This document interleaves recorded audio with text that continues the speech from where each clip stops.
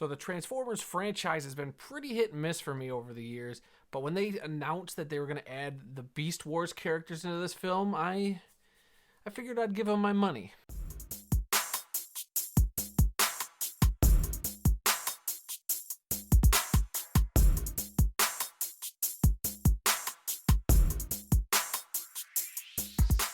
So Transformers Rise of the Beasts is the 7th live-action film of the Transformers franchise we've gotten. And continuity-wise, I feel like this is a sequel to Bumblebee, though not directly a sequel. It takes place after the Bumblebee movie and maybe before the original Transformers movie, but it seems to have kind of canceled out a lot of other stuff that's happened. But look, let's just cut to the chase. Is this a good Transformers movie?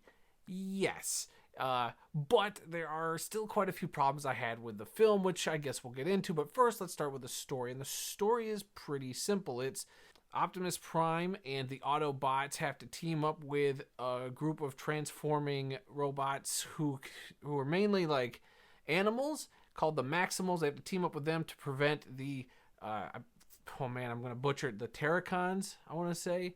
If I'm wrong, I'll have the correct thing at the bottom of the screen. But they have to team up with the Maximals to get this object, as with a lot of Transformers movies, in order to prevent the coming of a greater threat.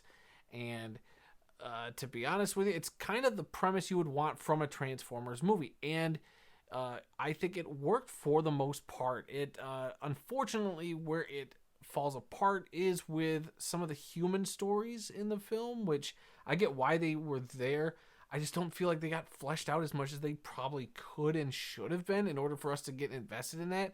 But that's always been a problem I've had with the Transformers movies. It's the human characters are never quite that interesting, and if they are sort of interesting, they don't fully develop them because they have to get to an action set piece with a bunch of CGI robots, which is fine and fun. And I think those aspects of the film, the CGI robot fights, the Transformers themselves, are the best part of this movie, as has been the case for every Transformers movie for me. But there's the human stuff, though, there are nuggets of, if they would have just gone the extra mile, given it another pass to kind of flesh some characters out, I probably would be singing the praises of this film a lot louder. But your two main human characters are portrayed by Anthony Ramos, who plays Noah Diaz, and then you got Dominique Fishback, who plays Elena Wallace.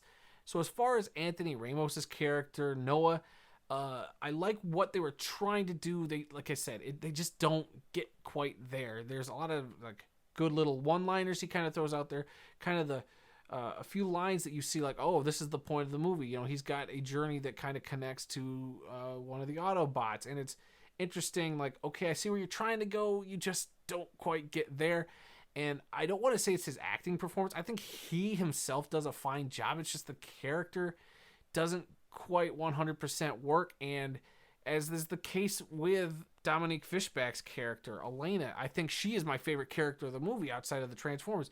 I think she was really fascinating, but they don't quite get there with her. As much as I like her performance and as much as I thought her story was interesting, it just doesn't quite get over the hump to kind of make it feel like a more complete arc, because it's, hey, here's the two human characters we have to intertwine into the story, and we need to get the story rolling quicker, so let's just go with it. Like there's a point where you would hope that they would develop and question getting into this situation, but it's kind of like, well, I'm here, I might as well team up with you. And it's just that ease of convenience that kind of, I won't say it irked me, but it was just like, all right, I get we have to get things rolling and get the Transformers explosions going, but I could have used a little more character insight, maybe a little more debating as to whether or not they should even get involved with this story, or why the Transformers would even need these humans to get involved with it. There are a couple points where I'm like, do they even need these guys? Just go off on the adventure. I don't think they're relevant to what you need to do. You get the information from the two humans you need, and you go. So maybe someday we'll get a full Transformers movie without a whole lot of human, stuff, and we can just focus on the Transformers themselves. But that might be a pipe dream. We'll see someday. Especially with something they kind of tease at the end of this film, which I won't spoil. All I'll say is there's a big, if you're a Transformers fan and a fan of the Hasbro toy lines, there's something they teased at the end that was kind of like, well, this is something the internet's been kind of speculating / wanting for years, and they might be giving it to us. But I'll leave it at that. But yeah, so I think just underserving the human characters, again, is just the biggest problem for these Transformer movies. And having kind of the same-ish mission in this movie as with a lot of the Michael Bay Transformers movies is kind of, it does get repetitive. I can see where people are getting tired of these films, but at least I can give this film some credit that the action scenes, the set pieces are actually really good. It's not as muddled and as CG. I mean, they are CGI heavy, but it's not as like you're trying to figure out which Transformers you're looking at on screen. I think the character designs are a lot better in this one than like some of the Michael Bay ones. Like that was the biggest complaint with those ones. It was just CGI mess just hitting the screen. You know, two gray robots smashing each other with fists, and it kind of got old. But this one, they at least have unique designs, and I think that at least helps this transcend a lot of the Michael Bay films. So as far as the Transformers voices, there's a lot of voices in here, some that surprised me, some that I was a little disappointed by, to be honest with you. Like, look, Peter Cullen comes back as Optimus Prime. He's always great, but I could tell in his voice, it didn't quite sound like it was just another Transformers movie for him. I'll say it. Like, I don't think he gave a bad performance. I just think he was just in a sound booth doing his job, and it just didn't come across like the Optimus I remember from, you know, old cartoons or from the 2007 movie where I felt like he was actually in it to win it. This one, I just felt like he was in it for another paycheck. But that's just me. That's my own personal opinion. But then you had like Pete Davidson come in as Mirage, who I actually, going into this, I wasn't crazy about that casting, but he might be the best Transformer and the best voice performance out of everybody. I think he knocked it out of the park. Michelle Yeoh was just in Everything Everywhere All at Once, you know, Academy Award winning actress, doing the voice of Air Razor, and I thought she was decent. I mean, it was a vocal performance, but I don't feel like she got as much to do as she could have, but I still liked having her voice there. But then you get some characters in here that kind of I was a little disappointed by. Like Peter Dinklage does the voice of the main villain, Scourge. And I didn't know it was Peter Dinklage. I mean, I thought he was kind of cool sounding. He was kind of menacing, but I wouldn't have known it was Peter Dinklage. Ron Perlman as Optimus Primal, and that could have been anybody as well. I knew it was Ron Perlman going in, but it just didn't sound like Ron Perlman, and you honestly could have gotten anybody to play that role. Not that he did bad in this. It's just it didn't stick out like I would have hoped from a Ron Perlman performance.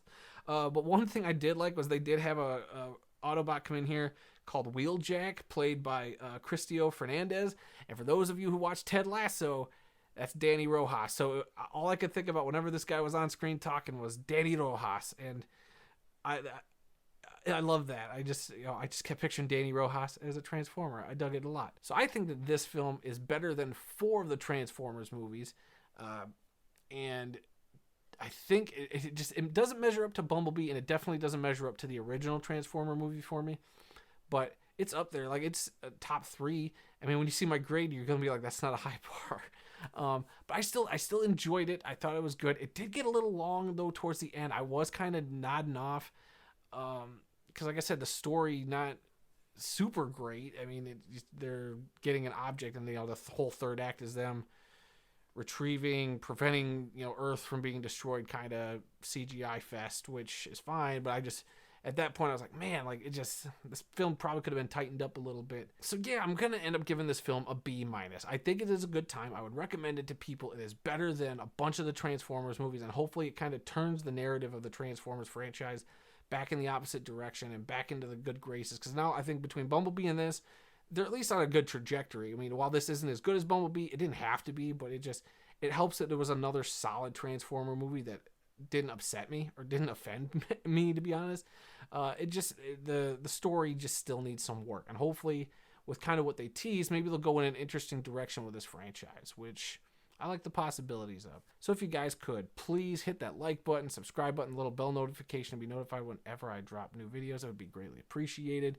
And so we got a Hulu original movie coming out this week about the invention of the hot Cheeto, which I'm excited about checking out this weekend.